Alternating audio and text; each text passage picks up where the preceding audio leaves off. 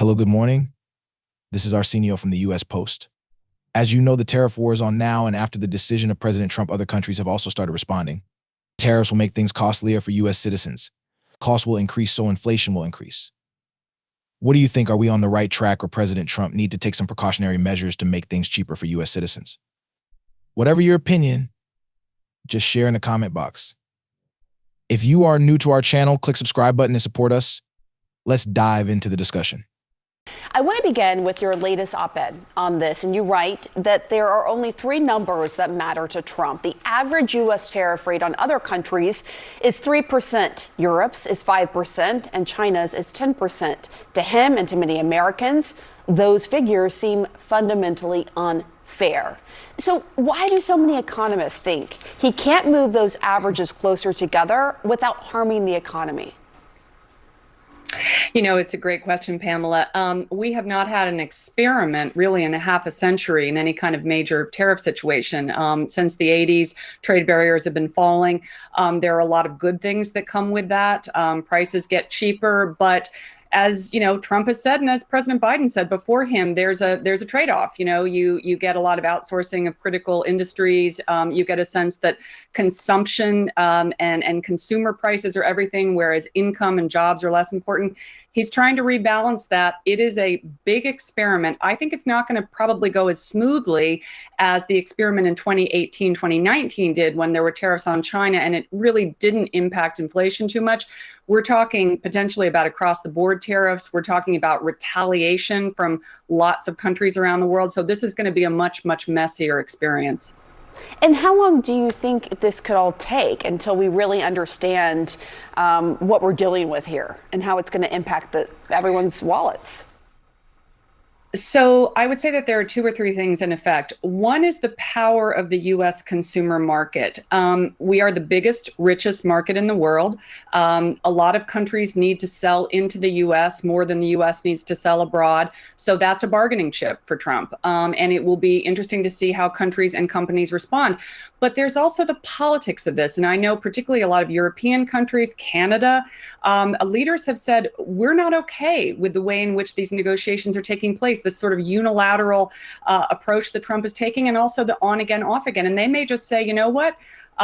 We're not going to worry as much economically. We are simply going to throw down the gauntlet as it's being thrown to us. So that's another point.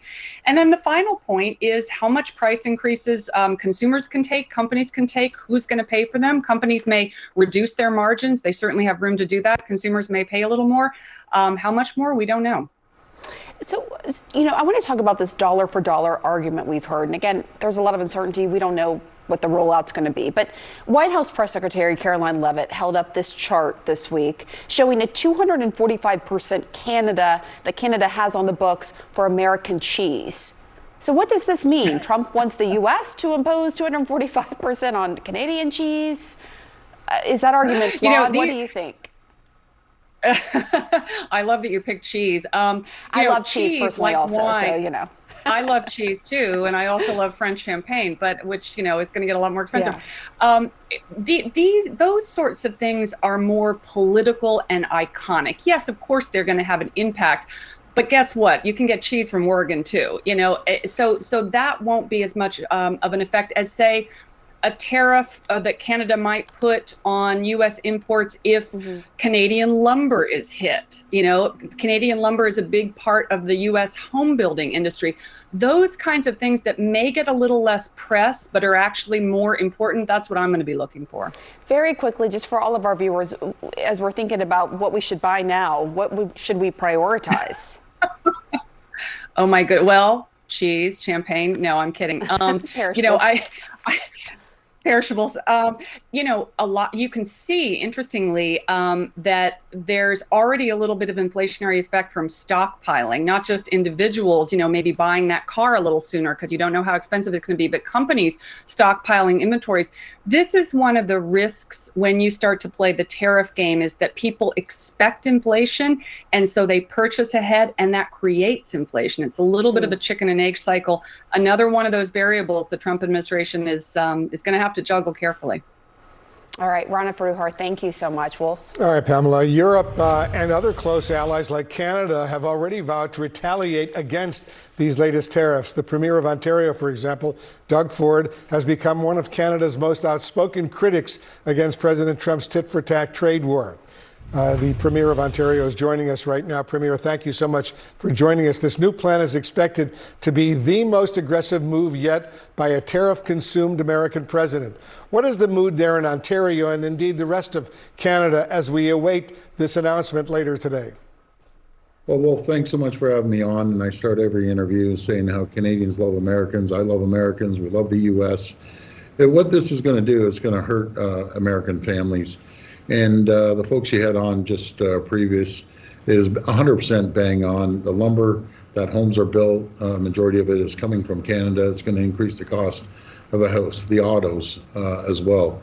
We ship as many autos as we buy, but the cost of a pickup truck or an automobile is going to go up. And then the pharmaceuticals, too, that he's going to go after are going to hurt seniors on fixed incomes that get a lower cost on pharmaceuticals here in Canada. So these tariffs is nothing but a tax on Americans. And President Trump calls it Liberation Day. I call it Termination Day because a lot of people are going to be terminated from their jobs. So explain a little bit more why you call it Termination Day. Well, we're the #1 customer. We buy more goods off the U.S. than any country in the world, more than Japan, the U.K., and France combined. And if you go after Canada, we have no choice but retaliate. And I apologize to the American people. We shouldn't be doing this. And they were talking about cheese. Well, on the dairy products, on the last deal that President Trump made, the U.S. hasn't even hit their quota. So there's never been a tariff until after their quota, but they've never hit that quota. But let's sit down and negotiate a trade deal. Again, President Trump ran on, reducing inflation, creating more jobs. It's worked the total opposite. Consumer confidence is down, investment is stalled, inflation is happening, the markets are tumbling, and they're going to tumble today.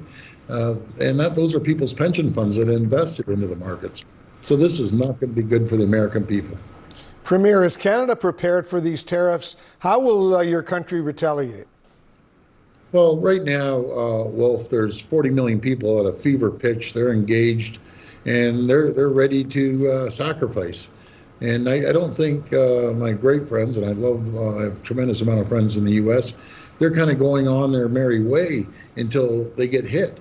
And they're going to get hit hard based on President Trump continuing to tariff. But he's doing it on all fronts around the world. He might have justification around the world. I would say China is the enemy, not Canada. But we're your closest allies and closest friends. We have a great trading relationship. Let's go back to that, create the AMCAN fortress, American-Canadian fortress, and we can take on the world. We'd be unstoppable. We'd be the wealthiest, safest, most prosperous two countries in the world. As you know, Premier, President Trump has threatened to impose tariffs in the past. Then all of a sudden he backtracks, changes deadlines. Canada's Foreign Minister, Melanie Joly, says your country is not interested in going through this, quote, psychodrama every 30 days. That's a direct quote. Adding, there's too much unpredictability and chaos coming out of the White House right now. Just yesterday, the White House said the president is open to negotiating these tariffs. Listen and watch this.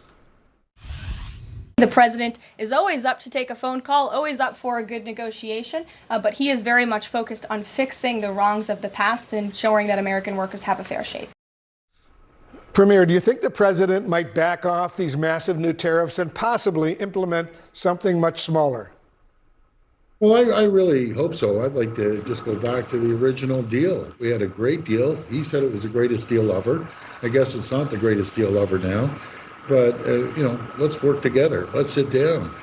Two greatest countries in the world. I understand there might be issues around the world, but not with your closest neighbor and closest ally. So we need to sit down and do everything we can to have certainty. No one likes uncertainty. People don't like it. Businesses don't like it. The market doesn't like it.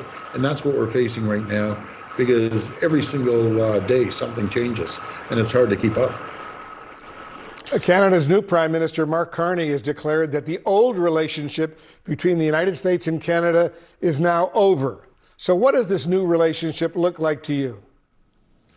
Well, I just feel that we have to settle this and have some stability in both economies. Once we have the stability, we sit down and renegotiate the USCA deal or the USMCA deal, and it will give people confidence, and people will start investing into their companies and growing the market. As I always say, with the auto sector, you can't unscramble an egg that's been around since 1965. You have to make the omelet larger. And that's what we need to do to protect ourselves against countries that don't see eye to eye with us. Yeah, you say you love Americans and you have a lot of friends here in the United States. We love Canadians. We have a lot of friends in Canada as well. This is an unbelievable situation that has actually developed. Premier Doug Ford of Ontario, thank you so much. Let's hope for the best.